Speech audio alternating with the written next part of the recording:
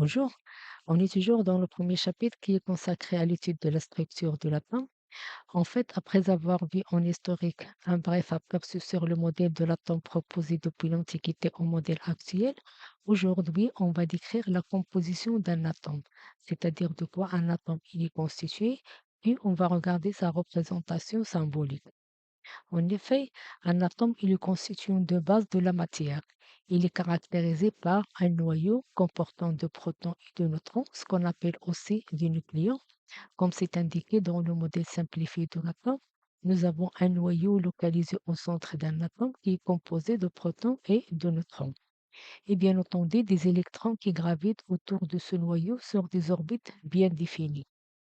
Un atome est électriquement neutre étant donné qu'il a autant de charges positives portées par les protons que de charges négatives portées par les électrons. Comme il a aussi une structure lacunaire, étant donné que entre le noyau qui est localisé au centre et les électrons qui gravitent autour, on n'a que du vide. Donc on peut mettre en évidence cette structure lacunaire par le calcul de rapport de la taille de l'atome sur la taille de son noyau. On trouve que la taille de l'atome est égale à 100 000 fois la taille de son noyau. Donc, autrement dit, la taille du noyau est environ 100 000 fois plus petite que celle de l'atome. Et pourtant, toute la masse de l'atome se concentre dans ce petit noyau. Intéressons maintenant aux propriétés des particules élémentaires, à savoir les protons, neutrons et électrons. Donc, en fait, ces propriétés vont nous permettre de confirmer ce qu'on vient de dire sur l'électroneutralité ainsi que sur la masse de l'atome.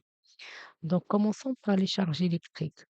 On constate que la charge électrique d'un proton est égale à la charge électrique d'un électron en valeur absolue, mais de signe opposé, alors que la charge électrique d'un neutron est nulle, d'où le nom neutron.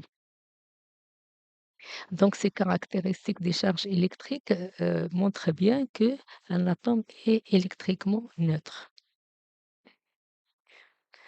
Concernant les masses de ces particules élémentaires, on s'aperçoit que les masses de protons et de neutrons sont de même ordre de grandeur, c'est-à-dire 1,70 à la puissance moins 27 kg, bien qu'ils sont très proches et ne sont pas identiques. Quant à la masse de l'électron, sa valeur est de l'ordre de 9,1 à la puissance moins 31 kg. Cette particule est extrêmement légère comparant à la masse du proton ou du neutron. Alors, si on calcule par exemple le rapport de la masse du proton ou du neutron sur la masse de l'électron, on trouve que la masse de l'électron est 2000 fois plus faible que celle du proton. Donc, raison pour laquelle on s'est dit que la masse d'un atome est presque concentrée dans son noyau.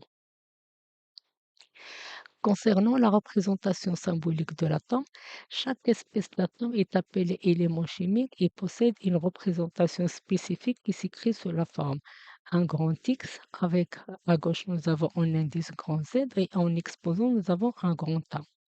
Avec X est le symbole de l'élément chimique représenté par une lettre majuscule seule, c'est le cas de l'oxygène et le carbone, ou une majuscule suivie d'une minuscule, c'est le cas de l'or et le chlore. Alors que A est le nombre de masses est égal au nombre de nucléons que contient l'atome, c'est-à-dire au nombre de protons plus le nombre de neutrons. Et finalement, Z est le numéro atomique de l'atome, est égal au nombre de protons qu'il contient, est égal aussi au nombre d'électrons dans le cas d'un élément neutre. Connaissant bien entendu le symbole d'un élément, on peut déterminer sa composition. Exemple, on va prendre comme exemple l'élément fluor. Donc X ici, c'est F, c'est-à-dire le fluor. Donc, Z, c'est 9, qui est égal au nombre de protons, qui est égal aussi au nombre d'électrons. Et A, le nombre de masse, c'est 19. Donc, le nombre de neutrons est égal à 10. Donc, l'atome de fluor est composé de 9 électrons qui tournent autour du noyau. Et son noyau est composé de 9 protons et 10 neutrons. Prenons un autre exemple. On va prendre cette fois-ci l'élément aluminium. Donc, pour l'aluminium, Z est égal à 13. Le nombre de masse est égal à 27. Donc, le nombre de neutrons, c'est 14. Donc, l'atome de l'aluminium est composé de 13 électrons, 13 protons et 14 neutrons.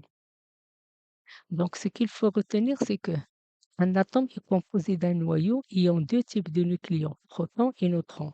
Et autour de ce noyau gravitent des électrons sur des orbites bien définies. Un atome est électriquement neutre étant donné qu'il a autant de protons que d'électrons. Les propriétés chimiques d'un atome est déterminée par le numéro atomique Z et non pas par le nombre d'électrons. Merci et à la prochaine.